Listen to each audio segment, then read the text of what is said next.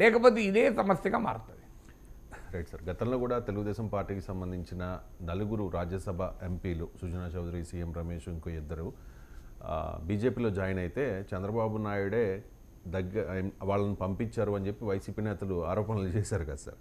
మరి ఇప్పుడు ఎందుకు అనుకోకూడదు ఎన్డీఏలో తన మనుషుల్ని ఉంచడం ద్వారా జగన్మోహన్ రెడ్డి ఏదో వ్యూహం వేస్తూ ఉన్నారని ఎందుకు అనుకోకూడదు? అనుకుంటున్నారు కూడా, అనుకోవద్దని నేను అనుకుంటున్నారు కనుక మీరు ప్రశ్న అడుగుతున్నారు కదా, లేదా ఎందుకు అడుగుతారు? మీకేమైనా కోరిక ఉందా, నాకేమైనా కోరిక ఉందా? జనం అనుకుంటారు కనుకనే మీరు అడుగుతున్నారు, నేను చెప్తున్నాను. అనుకోకపోవడం అంటే ఏంటి? అయితే అదైనా అనుకోవడం, ఇదైనా అనుకోవడం, ఏది నిజమో మనకు తెలియదు. నాకు తెలిసినంతవరకు సుజనా చౌదరి వాస్తవంగా డిఫర్ అయింది ఎక్కడ అంటే, చంద్రబాబు నాయుడు బీజేపీతో విడిపోయి ధర్మ పోరాట దీక్షలు ఇదంతా నడిపాడు. ఎందుకు నడిపాడు అంటే, ఆయన చంద్రబాబు నాయుడు అనుకున్నది ఏంటంటే ప్రత్యేక హోదా పెద్ద సమస్యగా మారుతుంది, జగన్ దీన్ని సెంటిమెంట్గా వాడుకుంటున్నాడు, అవిశ్వాస తీర్మానం పెడుతున్నాడు, సో తనకు ప్రత్యేక హోదా చుట్టుకుంటుంది అని ఒకటి భావించాడు.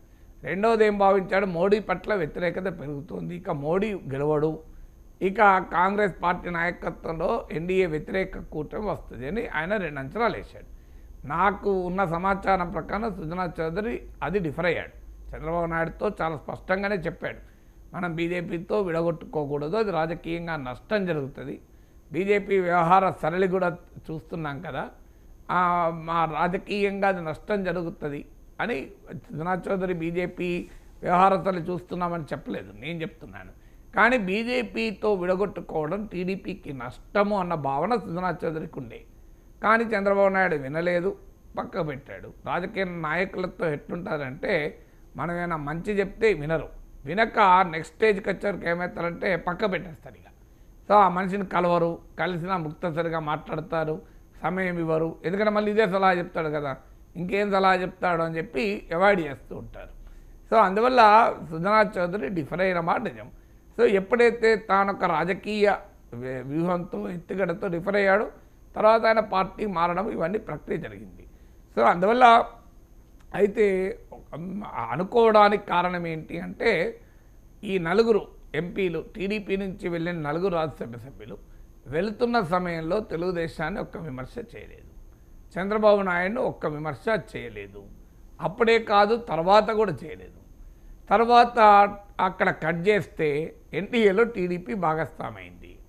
సో చంద్రబాబు నాయుడు మళ్ళీ ఎప్పుడైతే బీజేపీతో కలవాలని అనుకున్నాడో, ఒక రకంగా బ్రిడ్జెస్ నిర్మించుకోవటానికి లయేజన్కు వీరు ఉపయోగపడ్డారు అనేటువంటి భావన టీడీపీలోనే కాదు, రాజకీయ వర్గంలో కాదు, ఈవెన్ బీజేపీలో కూడా ఉంది. మీరు బీజేపీ నాయకులను అడిగినా మీరు అదేందయ్యా లాస్ట్ మినిట్ వరకు టీడీపీ బీజేపీ కలవదన్నారు, మళ్ళీ ఏం సడన్గా కలిసారంటే ఉన్నారు కదా సార్ మా దగ్గర చంద్రబాబు నాయుడు మనుషులు అంటారు. వాళ్ళే బీజేపీ వాళ్ళే చెప్తారు, బీజేపీ నాయకులు, వేరే వాళ్ళు అవసరం లేదు, చంద్రబాబు నాయుడిని అభిమానించే వాళ్ళు మా దగ్గర కూడా ఉన్నారు కదా అని. వాళ్ళంతా ఈ 4 ఎంపీలే కావాల్సిన అవసరం లేదు, అంతకు మిగతా వాళ్ళు ఒరిజినల్ బీజేపీలో కూడా చంద్రబాబు నాయుడు అనుకూల వ్యతిరేకం వారు ఉన్నారు కదా, మనందరికీ తెలుసు కదా. ఖమ్మంపాటి హరిబాబు, వెంకయ్య నాయుడు, విష్ణు కుమార్ రాజు, వీళ్ళంతా చంద్రబాబు నాయుడు తెలుగుదేశం పట్ల పాజిటివ్, సోమ్ వీర్రాజు వీళ్ళంతా చంద్రబాబు నాయుడు పట్ల వ్యతిరేకత. ఇది అందరికీ తెలిసిన విషయమే. టీడీపీ అనుకూల వ్యతిరేక, చంద్రబాబు అనుకూల వ్యతిరేక గ్రూపులు బీజేపీలో ఉంటాయన్న సంగతి అందరికీ తెలుసు. సో అందువల్ల కారణం ఏదైనా ఈ 4 ఎంపీల వల్లనే జరిగిందా, మళ్ళీ ఏదైనా జరిగినా తెలుగుదేశం పార్టీ చంద్రబాబు నాయుడుకు అత్యంత సన్నిహితమైన రాజ్యసభ సభ్యులు బీజేపీలో చేరారు, ఇదైతే ఫ్యాక్ట్. వాళ్ళు చేరుతున్న సమయంలో టీడీపీని కానీ చంద్రబాబు నాయుడిని కానీ విమర్శించలేదు, తర్వాత కూడా విమర్శించలేదు, ఇది కూడా ఫ్యాక్ట్. థర్డ్ ఫ్యాక్ట్ ఏంది, టీడీపీ బీజేపీ కలిసింది. అందువల్ల ఈ 3 ఫ్యాక్ట్స్ను ఒక గ్రాఫ్లో పెట్టి లింక్ చేసామనుకోండి పాయింట్స్ను, సో ఇవి లింక్ కలుస్తున్నాయి.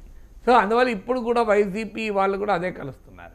అంటే జగన్మోహన్ రెడ్డికి సన్నిహితంగా ఉన్నవాళ్ళు, ఇంకా నెట్లో జరుగుతున్నది ఏంటంటే సేమ్ సామాజిక వర్గం వాళ్ళను ఉంటారని కూడా జరుగుతుంది చర్చ, అక్కడి దాకా ఉంది. ఎందుకంటే చర్చ ఆగదు కదా, వల్లభనేని వంశీని ముట్టుకోకుండా జోగి రమేష్ లోపలెత్తే చర్చ ఎందుకు ఆగుతుంది?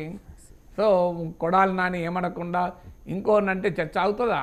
ఏం జనం కళ్ళు మూసుకొని కూర్చుంటారా? వల్లభనేని వంశీ ఎందుకు దొరకడు, జోగి రమేష్ ఎందుకు దొరుకుతాడు అని అనుకోరా? జోగి రమేష్ అటాక్ చేసినట్టే వల్లభనేని వంశీ కూడా టీడీపీ కార్యాలయం పైన అటాక్ చేశాడు కదా, మరి ఆయన ఎందుకు పట్టుకోరు? ఇప్పుడు కూడా ఆ చర్చ జరుగుతుంది. అప్పుడు చంద్రబాబు నాయుడు తెలివిగా తనకు అత్యంత సన్నిహితులైన వాళ్ళను రాజకీయంగా సామాజికంగా ఆయన పంపించాడు. ఈ చర్చ జరుగుతుంది, నిజమాబద్దా నాకు కూడా తెలియదు, కానీ చర్చే జరుగుతుంది. ఇప్పుడు కూడా జగన్మోహన్ రెడ్డి లిస్టు బీజేపీలో చేరుతారన్న దాంట్లో మోపిదేవి వెంకటరమణ లేడు, బీద మస్తాన్ రావు లేడు, గొల్ల బాబురావు లేడు, ఆర్ కృష్ణయ్య లేడు, పిల్లి సుభాష్ చంద్రబోస్ లేడు. బీజేపీలో చేరుతారన్న పేర్లు తీయండి మీరు, ఖచ్చితంగా ఒక సఫిక్స్ ఉంటుంది దానికి పక్కన. మీకు మేడా రఘునాథ్ రెడ్డి, నిరంజన్ రెడ్డి, మీకు విజయసాయి రెడ్డి, మరి ఈ సఫిక్స్ ఉండే వరకు కూడా ఇంకెక్కువ చర్చ జరుగుతుంది. సో పరిమళనత్వాన్ని రెడ్డి అనలేము కనుక ఆయన పక్క పెట్టాడు. ఆయన ముఖేష్ అంబానీ కోట కదా, సో ఆయన ఉండడు. సో అందువల్ల ఈ చర్చ ఎందుకు జరుగుతుంది అంటే రాజకీయాల్లో నిజమే కదా, అప్పుడు సామాజికంగా రాజకీయంగా ఇవన్నీ కలిసే ఉంటాయి, కలవై ఉండదు అని మనం అనలేం కదా. అని చెప్పి సామాజిక నేపథ్యం వల్లనే ఇవన్నీ జరుగుతాయా? అది కూడా నిజం కాదు. చంద్రబాబు నాయుడుకి ఆయన సామాజిక వర్గానికి కాని వాళ్ళు ఎంతమంది తన సొంత సామాజిక వర్గం కన్నా క్లోజ్ ఉన్న వాళ్ళు లేరా? చాలామంది ఉన్నారు. అలాగే జగన్మోహన్ రెడ్డికి కూడా ఆయన సామాజిక వర్గంతో సంబంధం లేని వాళ్ళు ఉండవచ్చు. కానీ ఎప్పుడైతే ఇలా సామాజిక రాజకీయ సాన్నిహిత్యం ఉన్నవారు చేరి తర్వాత పరిణామాలు వస్తాయో అనుకునేవాడు అనుకుంటుంటాడు. మనం అనుకోకపోయినా అనుకునేవాడు ఆగడు కదా. సో అందువల్ల వైసీపీలో జగన్మోహన్ రెడ్డికి సన్నిహితంగా ఉన్నవారిని రాజ్యసభల సభ్యుల్ని బీజేపీలోకి పంపి తన లయేజన్ కాపాడుకుంటున్నాడు జగన్ అనే అనుమానం అయితే కలగకపోదు. ఎందుకంటే జగన్కు బీజేపీకి ఉన్న జాతీయ నాయకత్వానికి ఆ లయేజన్ ఉంది. ఇప్పుడు కూడా బీజేపీ జగన్ కంప్లీట్గా డంప్ చేస్తుందని అనుకోను. మీకు దానికి ఉదాహరణ ఆయన మీద ఉన్న కేసులు, ఆ కేసుల కదలికలు మెదలికలు.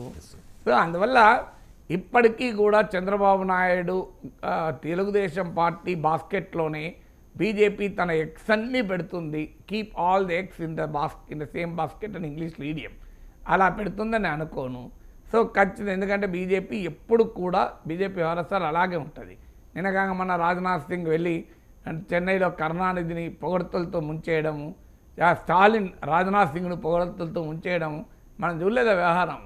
అందువల్ల 2G స్పెక్ట్రమ్ కుంభకోణంలో కాంగ్రెస్ పార్టీ నాయకులు ఎంతమంది ఉన్నా ఆ కేసులో మోడీ ఎందుకేం చేయడు అంటే వాళ్ళు డిఎంకే వాళ్ళు ఉన్నారు. రేపు డిఎంకేతో రేపు పని ఉంటుందేమో ఎవరికి ఎరక.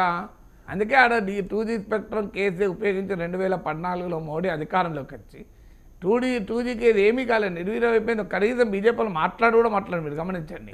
2G అన్న పదం కూడా తీయడం మానేశారు. ఎందుకు మానేశారు? అక్కడ కాంగ్రెస్ వాళ్ళు కదా, డిఎంకే వాళ్ళు ఉన్నారు కదా, అందుకే డిఎంకే వాళ్ళు ఉండేవారు, కాంగ్రెస్ వాళ్ళు మానేపేశారు. అందువల్ల ఎవరైనా అవినీతి చేయదలుచుకుంటే జాగ్రత్తగా ఓ పార్ట్నర్ని కూడా చూసుకుంటే ఏం కాదు. సో అందువల్ల ఇవన్నీ మనకు తెలియదు కదా. అందువల్ల జగన్ బీజేపీ డంప్ చేస్తుందని నేను అనుకోను. బీజేపీ ఆ లయేజన్ కంటిన్యూ అవుతుంది. జగన్ కూడా ప్రత్యక్షంగానో పరోక్షంగానో ఆ లయేజన్ కంటిన్యూ అవుతుంది. కానీ బయట జరుగుతున్న ఈ పరిణామాలను చూసినప్పుడు సహజంగానే మీరు అడిగిన ప్రశ్న చాలామందికి అనుమానంగా ఉండే అవకాశం అయితే ఉంది. Right sir. ఇప్పుడు 2014 నుంచి 19 మధ్య కాలంలో 23 మంది వైఎస్ఆర్ కాంగ్రెస్ పార్టీ ఎమ్మెల్యేలని తెలుగుదేశం